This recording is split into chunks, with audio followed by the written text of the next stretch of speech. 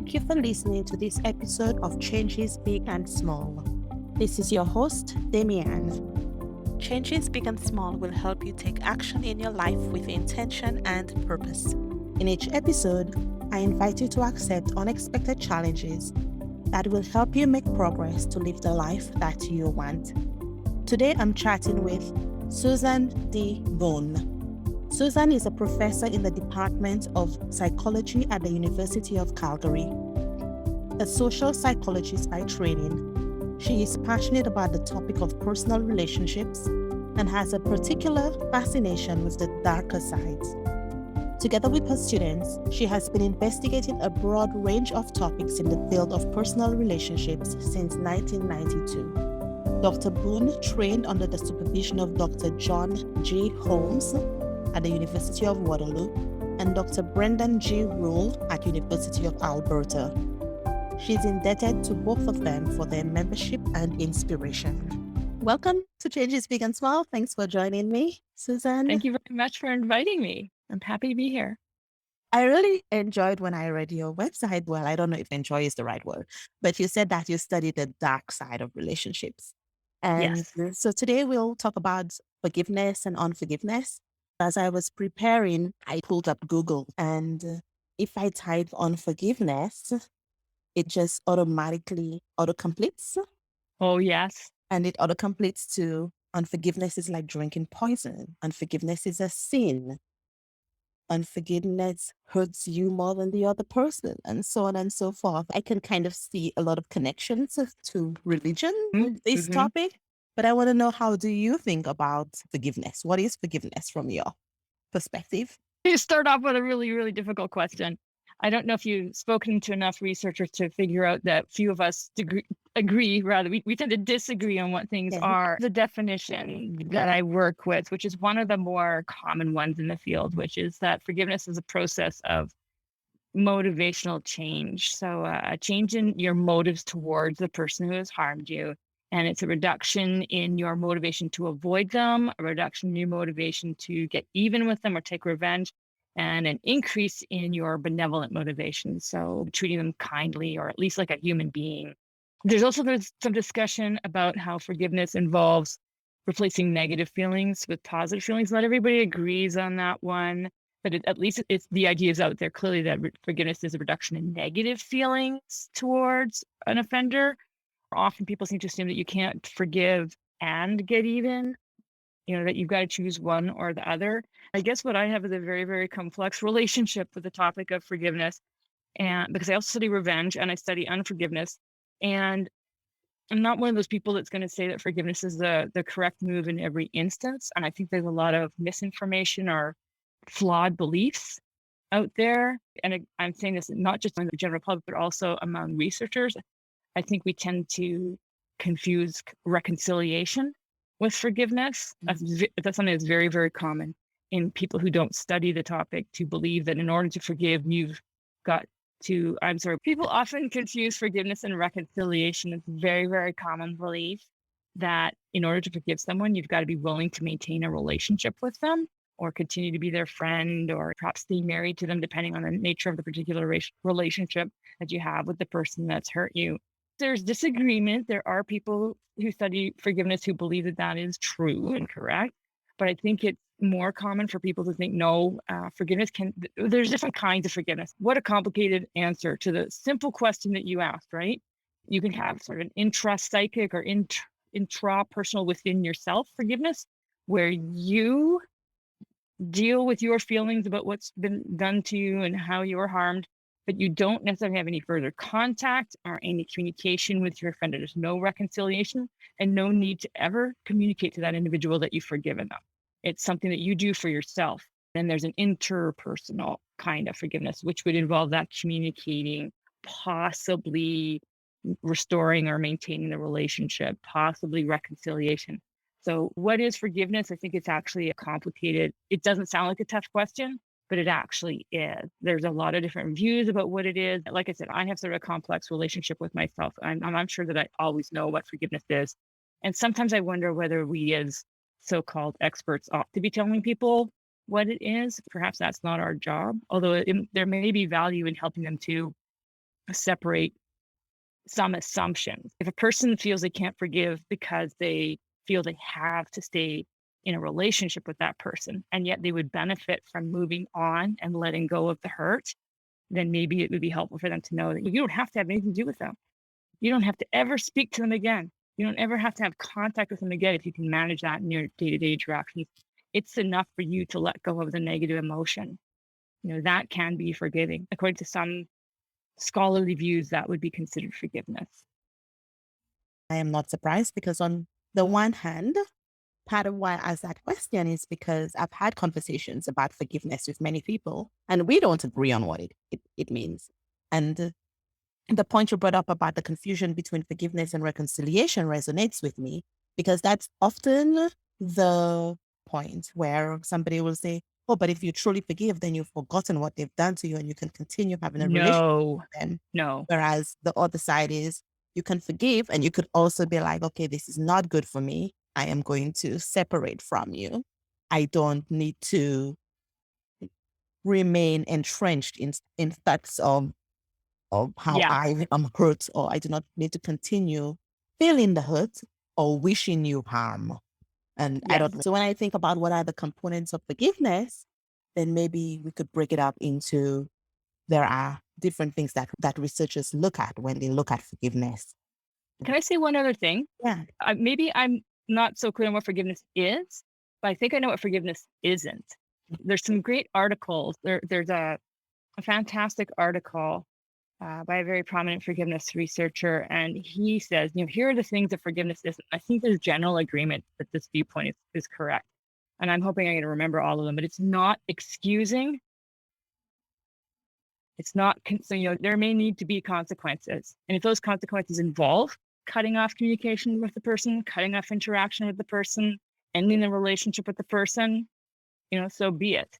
So it's not excusing, it's not condoning, it's not saying it's okay. But think about how many times when someone apologizes to you, that's what you tell them. It's kind of like that. When someone apologizes, I'm so sorry I did this. The script for the victim's response is it's okay. It's like in that maybe sending the wrong message in some cases that what you did was not okay.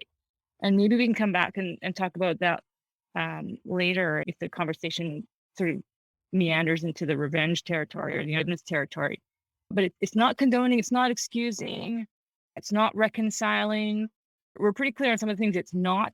Although, again, like I said, with the reconciliation, you will sometimes see people sort of losing track of that as they start talking further about forgiveness.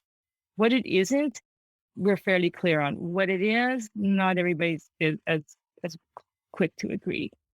Well, that's my perception of the literature in any case. Mhm.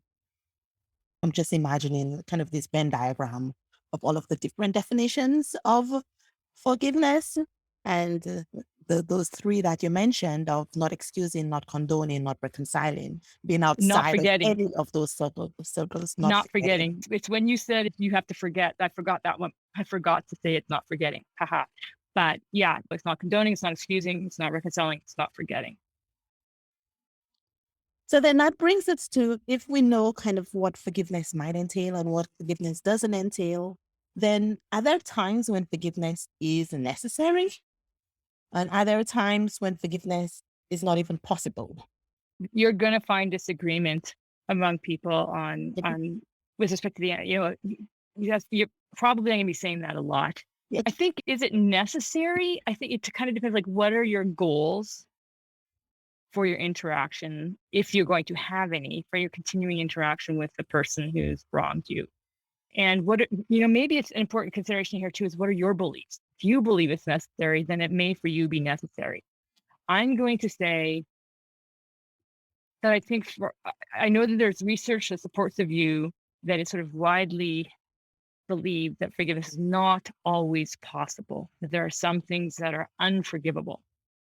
And I mean, often it's really, really serious things like murder and sexual assault and sexual abuse, abuse of children, war crimes, and atrocities and things like that. Most people believe that it's not possible to forgive that. At the same time, there are people who do forgive those kinds of things, or at least I was just believe they thinking, forgive those kinds of things. So it's like, on the one hand, yes, On the other hand, no. Some people seem to be capable of doing it, but other people view it as outside the realm of possibility. So I don't know if that answers your question, but for some individuals, yes. Maybe for many people, there are some things that cannot be forgiven and should not be forgiven. In our own research, we've found that it doesn't have to be sexual abuse. There are much milder things that happen that people will say that's unforgivable. So you kind of have to consider in the context of the relationship. And that's why I was asking earlier, like, what are your goals or desires for that relationship? If you don't need or want continuing contact with that person, and you're not feeling, if and you're not focused and continuing to experience lingering negative emotion that's impairing your ability to move forward and carry on with your daily life, if it's not interfering with your other relationships, if you're not finding yourself absorbed or constantly experiencing ruminative thoughts about the offense, then I think you don't necessarily need to forgive. But you're talking to someone who, like I said, is a very confused. I see these things. I don't necessarily see them as mutually exclusive. I'm not one of those people who can say forgiveness is the only, all the time, best option, That's regardless of okay. the There circumstances. are I have a people more who will do nuanced view of that. that. So Yeah, yeah, yeah. that's also why I wanted to talk to you, because I like the fact that you broaden the conversation about forgiveness and unforgiveness instead of just what often comes up which is that you must forgive and you're holding your own self back if you don't forgive. And I think that can be very difficult for people to hear and to accept, because sometimes, as you said, we might experience that something is unforgivable. So then what does that say about us? That we're even more wrong or more bad, or we're even worse than of a person than maybe the offender if we can't forgive them. It's kind of a really awkward space to be in Yeah. when people are saying you have to forgive. Yeah. And that experience of being pressured to forgive when you're not ready, that can be really, really uncomfortable and harmful, I think. When we first started our research on unforgiveness, it was inspired by conversations that one of my honor students was having. She was volunteering at a local distress center, and she would have telephone conversations with individuals who had been abused as children or really, really serious things like that. And they would call up, they'd need someone to talk to. And part of what they were dealing with was not just the legacy of the abuse or whatever the really, really serious transgression was, but also other people's insistence that they needed to forgive. Why aren't you over this yet? Why can't you let it go? It's awkward for the family because you won't be in the same room with so and so, with the abuser. And they were experiencing this pressure and being told, you've got to forgive because it's unhealthy not to. Well, I'm not going to say the jury is out, I think, on, we don't know yet whether there may be, we have some evidence that points to the possibility that if you can not forgive, but also not hold the negative emotions and you're not constantly thinking about it, it's not really good evidence, but we have some very, very tense evidence that you might be fine. It may not be unhealthy to choose not to forgive. It may be that emotion and the inability to sort of get your thoughts away from what you've suffered, that may be the unhealthy part.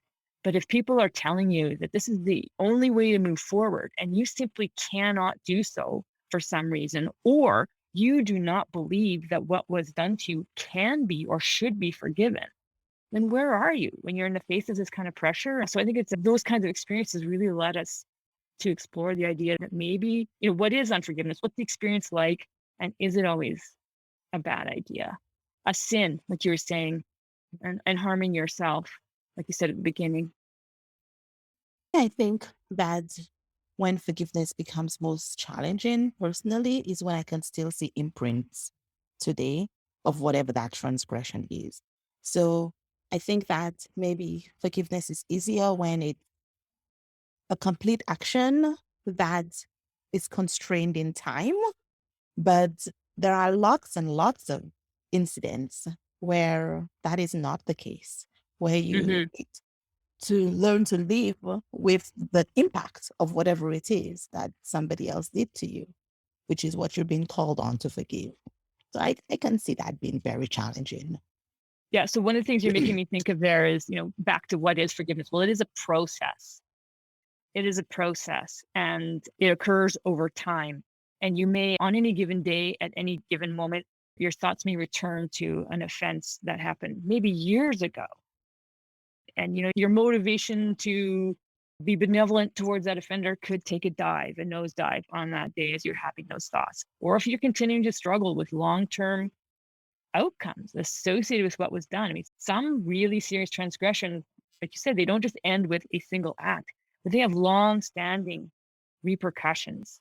You may have to deal with those every day for the rest of your life, depending on what that action was. So, in a case like that, it would make complete sense if there's variation over time, peaks and valleys in your orientation towards the offender and your ability to sort of feel forgiving, be forgiving, even want to forgive. And there may be pockets you may have forgiven, but what we're thinking is there's still, and we're not the only ones, there may still be pockets of you where that's not completely the case. Like overall you're forgiving. Maybe you want to forgive, maybe you've decided to forgive, but you may still have some thoughts, some feelings that where you have not completely worked through the experience.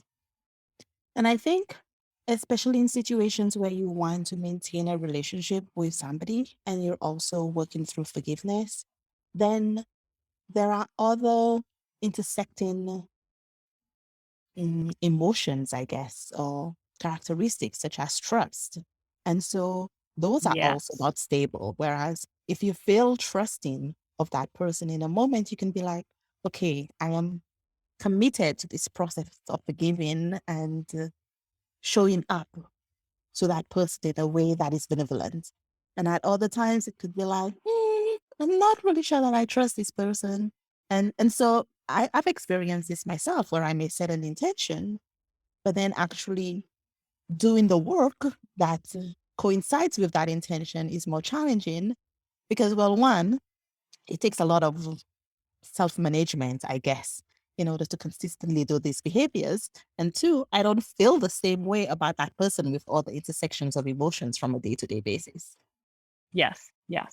There's some thinking. I mean, if you relied solely on how you felt about forgiving the person and you never made that conscious intention to forgive, you might never get there. So there's some thinking that you can decide to forgive and hopefully your emotions will come in line with that as you behave in a more forgiving fashion or more charitable. Maybe I use that word, like sometimes forgiving to me has sort of baggage that charitable may not. So, you can try as far as possible to give them a little bit of the benefit of the doubt as you're moving forward. Try to trust them in this, small ways and small places and see if they're going to, deserve that trust.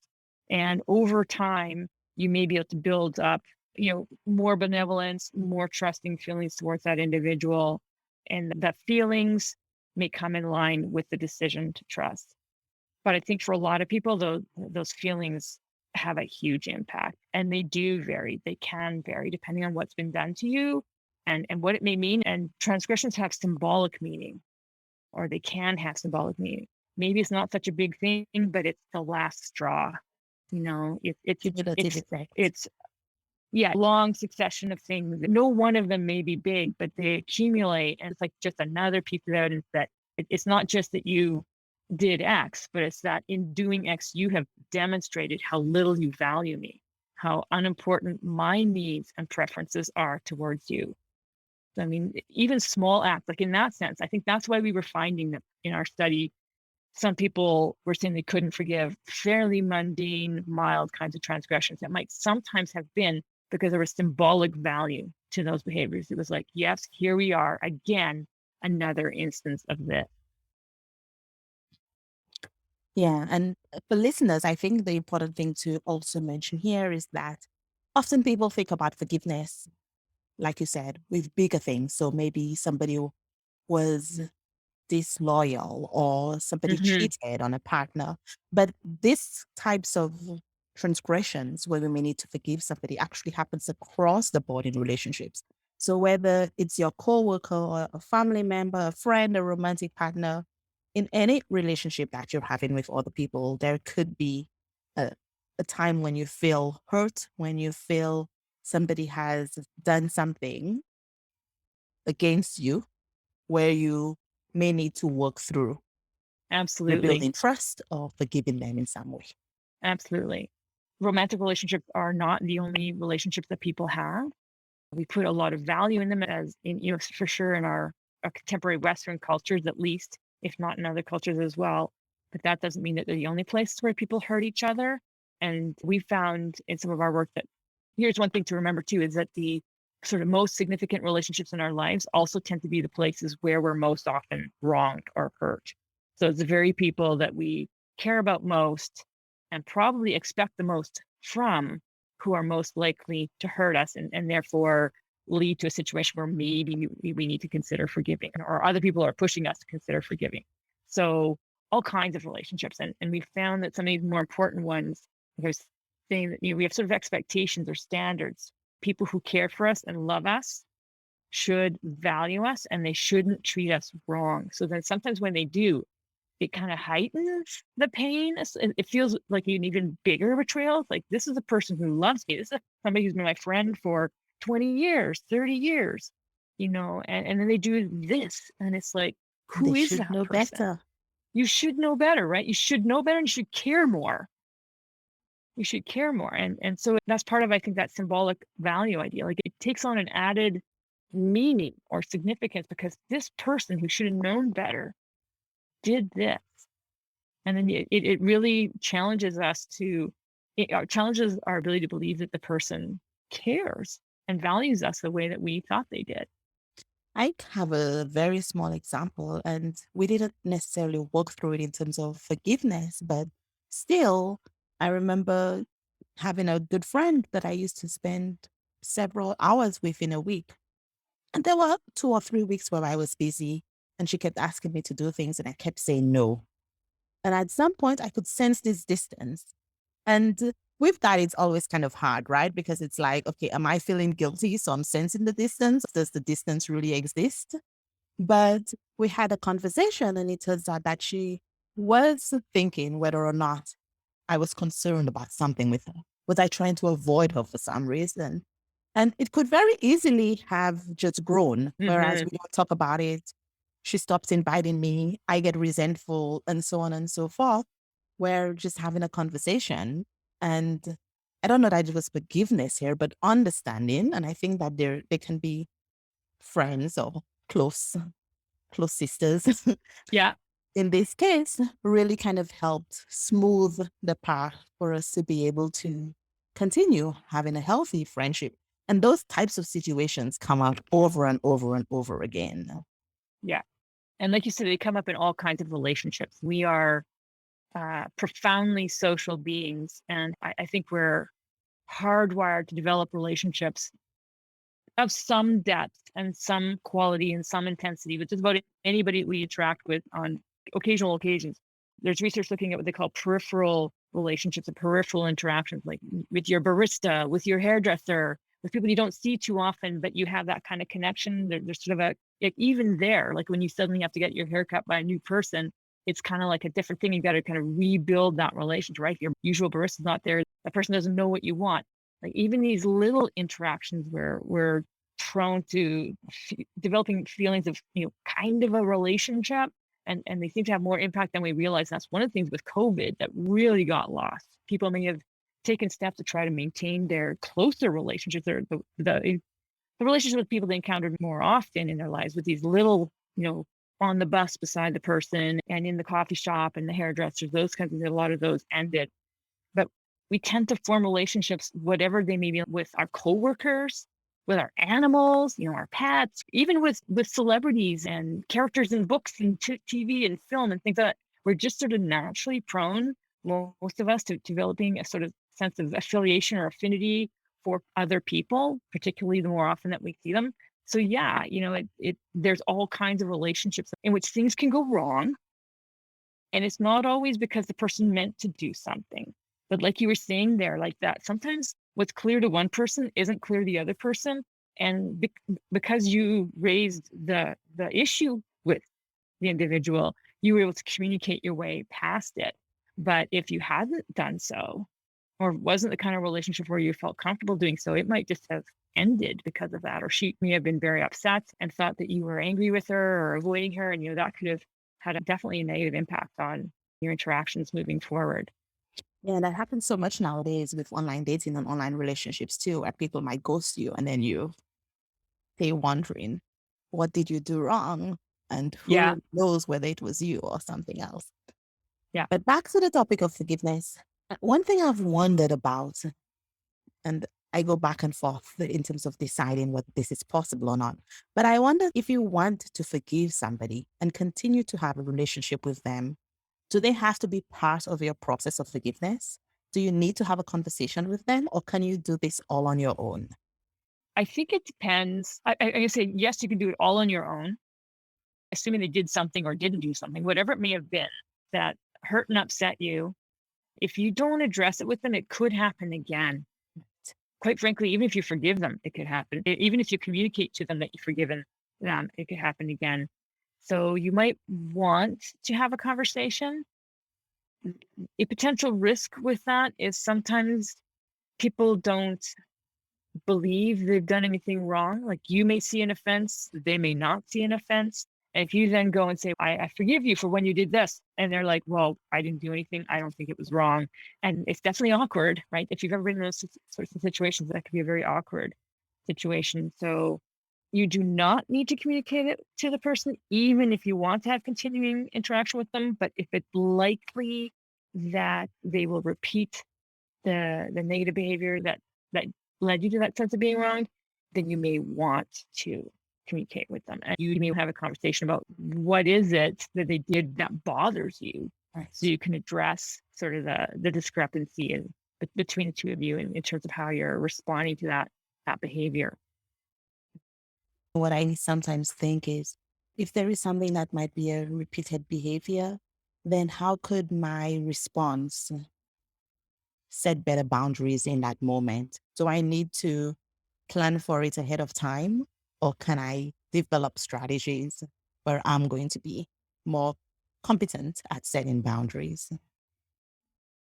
So that's where I'm going to say something here that maybe lots of people will disagree with. That's one situation where possibly unforgiveness might be a better response, depending, than forgiveness. If you have a conversation in which you say, I can't forgive you yet, or I won't forgive you yet, because you need to know that behavior hurt, that behavior is wrong, it's upsetting, and I'm not ready to do that.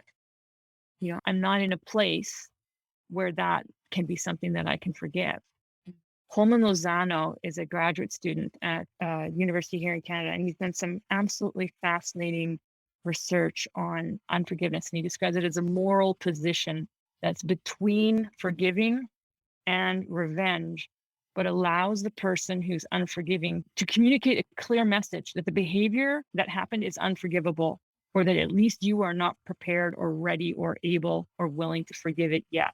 Doesn't mean you wouldn't maybe someday be able to forgive, but he's arguing that there ought to be space given to people to be unforgiving, and not this pressure that you've got kind of, much of the literature assumes that, well, if you're not forgiving, then you're holding a grudge, and possibly you're engaging in revenge. His idea is this is something that's a sort of middle ground. His view is actually quite politically motivated and oriented, and he's thinking of the Truth and Reconciliation Commission, some of the things that have been done in some countries where victims and perpetrators have gotten together, and there's kind of, the idea is that everybody should be aiming for forgiveness. What he's concerned about is that it doesn't give a space for people to say, look, that was so wrong, it can't be forgiven, and find some other way to, without going to, as far as revenge, find some other way to deal with this. Yeah, and when you were talking, what came to mind was, I think it was one of the Chicago Seven who was wrongly imprisoned.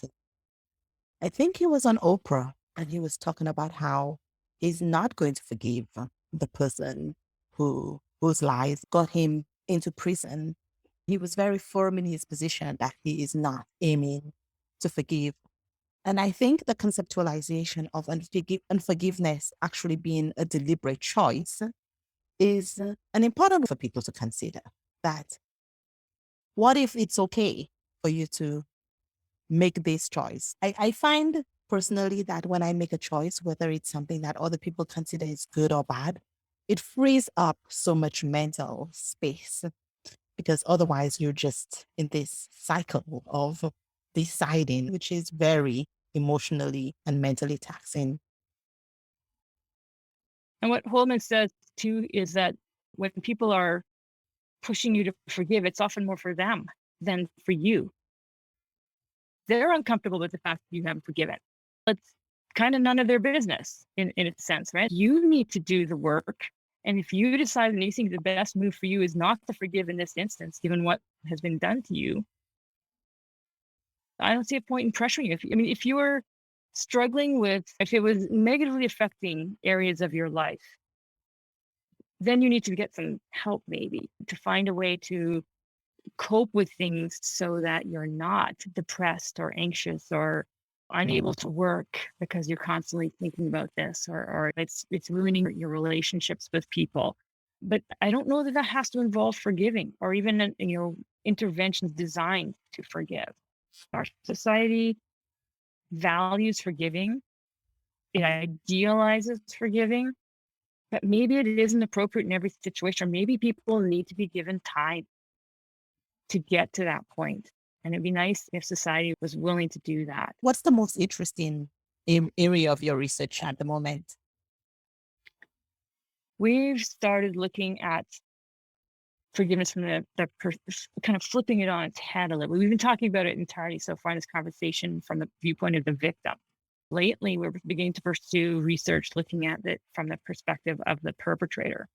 There's a small but growing body of literature on this, but it's really a neglected area. The focus has been, for a bunch of obvious reasons, and maybe some other reasons that aren't so obvious, the focus has really been on the experience of the person who's been wronged or harmed. And we're now trying to understand, what is that experience when you're the one who's perpetrated the wrongdoing, and what's involved in your decision to make amends, to seek forgiveness. And what is the experience like when you are not forgiven? We're trying to understand, well, what's it like in a situation where you've done something, you can't undo it, so it's done, and you've harmed someone and they're not willing to forgive you? Because sometimes that happens. Maybe it's justified, maybe it's, less justified. What's it like to be in that position? I was deeply inspired by the movie 7 Pounds. I don't want to blow anything for listeners, but the main character in this movie spends a great deal of effort, let's put it that way, trying to redeem himself for an accident that he caused that resulted in the loss of, it might have been 7 people's lives. Incredible length. And it speaks to the issue of self-forgiveness too. And what's it like when you can't forgive yourself? Maybe other people will forgive you, but you can't forgive yourself. Yeah, the question I was just writing as you were talking was, does forgiving yourself help if other people can't forgive you? I really wrestle with that. If there are unforgivable transgressions, does that mean that there are unforgivable people? If I've engaged in some kind of behavior that is itself unforgivable, does that make me unforgivable? I love redemption stories. I love movies and television and books and things where people can. I'm not sure why I'm drawn to them so much, especially since I also study revenge and I also study unforgiveness, which seem kind of Maybe that's antithetical why. to redemption. Maybe it's just another piece of this larger puzzle, but I like to think that you could do something heinous, but if you then spent the rest of your life trying to make up for that, that you could be, do I want to say forgiven? That you could be redeemed. Are those the same things? I guess I'm not sure. I'm thinking of Les Miserables and Jean Valjean, who now admittedly he didn't, well, he did. He did steal. He did steal the candlestick. So I guess that is a real wrong. He really did do it. But he kind of spends the rest of his life trying to be a good person because the priest extended mercy, undeserved mercy to him. So he then lives this life of where he's trying to do the best for everybody that he encounters. He turns a whole new leaf. but I don't think he ever forgives himself, or not fully. It's been a while since I've read the book. I think he Yeah. struggles with that unforgiveness. I'm not sure if you're familiar with the reference. I've read it and I've even seen it performed, but I don't remember all of the details. I mean, stealing candlesticks in the grand scheme of things, not such a Mhm. big crime. Well, some Had people wouldn't forgive you for it, right? They right. wouldn't. But I think if people accidentally, say in a car accident, maybe you were driving unsafely, but you certainly never intended to harm anyone, but you do. Yeah. And maybe you were even not driving on safely, but road conditions and it Yeah, made you yeah, harm yeah, someone. yeah, yeah. I mean, yes, sometimes it's through no fault of your own. You, unfortunately, were the person in control of the vehicle, Yeah. and someone dies. Maybe the family of the person who is killed doesn't forgive you. What's it like for you? I bet you live the rest of your life struggling. Many people, I think, would struggle to recover from that as the person who did the wrong accidentally. It's even worse, I suppose, if you knew darn well that what you were doing was wrong and you did it anyways, doing a high speed road A race down race the in the road for middle some of reason. the sea. I wrestle with what would it be like? Can a person, if they're not forgiven, redeem themselves despite? I'd like to think yes. And I think that about that even in smaller context too, just in terms of people making mistakes and the Hmm. nature of mistakes nowadays, especially with social media being so public and being sometimes seemingly permanent. When you make a mistake, do you, as you said, what does redemption look like? What does making amends look like if somebody believes in that process? And Hmm. where do you get to move past? When does society, when does your own judgment allow you to move past Well, you raise a mistake? really, really interesting issue there, which is also who do you need to seek forgiveness from? Because with the whole social media thing, everything's become so public. One of my students wrote teaching a course on forgiveness and revenge, and they had a paper, and one of the students wrote about cancel culture, Mm. and was suggesting it's become more of a bullying kind of a thing. And it's like, if you've wronged some person X, it gets all over social media. Do you apologize to person X alone? Do you apologize to all of your followers and sort of social media, the internet broadly? Who gets to judge? And why do they get to judge? And who gets to forgive? And who doesn't get to forgive? I Yeah, mean, do we have the right to cancel someone when we're not the victim? My understanding is that in a Jewish faith, the only person who can forgive is the person who was directly wronged. Now, I don't know if that also means then that the only person who can hold a grudge and be angry and unforgiving is the person who is direct. Probably not. mm, But it raises that sort of issue of who do we get to be mad at, and what happens when we're the person who makes a mistake? And do we feel a little bit differently when we get canceled and when we're quick to cancel other people? yeah, yeah. There's that righteous indignation and Yep. that sense of ownership, where ownership is not necessarily even owed you. Or yeah. I want to just briefly touch on very early in our conversation. You said some people think that you can't forgive and get even. And this goes kind of into your research about revenge. So my question is, well, can you forgive and still get even? Yeah, we think so. And there's some research out of Australia with married couples who said they did both. I suspect that they happen in a particular order, that you probably get even first and then you forgive. It's interesting, this idea that somehow if you forgive, there shouldn't be consequences associated with it, or that you can't punish and forgive. I don't think it works well with sort of like what real day, everyday life is like. And absolutely, we're definitely finding that people, they're sometimes more able to forgive once they know that they've sent a clear message: that behavior hurts, it was wrong, I won't stand for it, it was inappropriate. And there's some research that suggests that forgiveness doesn't send that message very clearly because it doesn't tend to come with consequences. Whereas when I say revenge, I use revenge with a little r. I'm not talking about, taking axes to people and, Slashing all the tires. yeah, slashing tires and burning their house down and physically harming people. We study what we call everyday revenge. So it's sometimes as simple as giving someone the cold shoulder or the silent treatment, or they were late for some important event. So the next time something event relies on you being on time, it's kind of a little bit right back at you. So pretty mild, mundane kinds of things. And, some of that is probably going to send a clearer message to the person. I mean, I have to be very, very careful how I say this here. I'm not suggesting that revenge is the best way and you should always use revenge or punishment, whatever word you want to use there, to communicate when you don't like how you're being treated. But there is some evidence, at least in relationships where there tends to be a fair bit of bad behavior. If you forgive and forgive and forgive and forgive, guess what? The behavior tends to continue, to persist. So there needs to be some sort of day of reckoning or some clear communication. And if you're not so good at talking it out, then maybe you want to use some kind of behavioral signal instead, which could be something like a little bit of the silent treatment, or it could take all kinds of different forms. I'm You have to be smiling. careful. I'm smiling because I thought, oh, I'm not a revengeful person. But now that you've explained little revenge, I'm like, oh, okay, yes, there have suddenly been episodes when I have taken revenge, often to the knowledge of the other person. Like, I'm not going to talk to you for Yeah. Yeah. X time Yeah. because I'm upset or whatever as the case maybe. And before we can work through and we can talk through or we can forgive or whatever, I need to have my moment of whatever I think the consequence is. And I think, yeah, that's interesting, that idea, because I think what it relates to is the sense of justice or making amends or Yes. whatever. Like, Yes.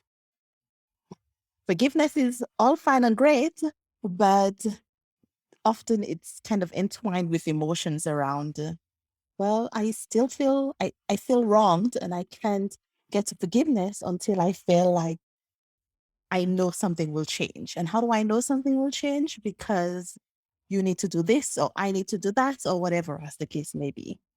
Yeah. Because I'm confident you have a clear understanding of what you did wrong, or what I'm upset with, whether it's something you did wrong or not. I'm confident you understand why I'm reacting like this, why I'm sending a message. You've received and you've correctly understood my message. And hopefully we're on the same page. And it's your choice whether to continue to enact that behavior or not. But at least I know you know. Yeah. Yeah. And the other side of forgiveness, although it doesn't always come up, but then there's also the element of apology and what does good Right. apology look like, which is not something we're going to get to at all into today, but I think that might be interesting for listeners to think about. Our time is winding down. We're almost up. So is there anything else that you want listeners to take away from our conversation? I guess maybe the one thing that I would want to leave people with is this is a really complex, the whole issue of forgiveness is really, really complex. And one of the things I find really challenging is sort of this understanding. And when we study these things, we tend to study them as a snapshot. We bring somebody into the lab and say, tell us about the time you were wrong. And they tell us about the time they were wronged. And what I'm not sure people always think about is what came before. We might know what came after, but we don't know what came before. And there's a lot of talk in the forgiveness literature about humility. And we talked about mistakes earlier. I mean, sometimes we make mistakes. In case I appear to be arguing that people should be vengeful or unforgiving, I think as you're contemplating, can I forgive? Should I forgive? Will I forgive? Depending on just how severe the wrongdoing is, I would maybe encourage people to think about the times that they've needed forgiveness, just to bear that in mind, because we all make mistakes. We all neglect on occasion for one reason or another to consider what's best for other people when we make decisions, or at least, certainly I do. I'm not a saint and I routinely engage in behaviors I realize afterwards, oh, that wasn't a particularly kind gesture. That wasn't thoughtful or a considerate gesture.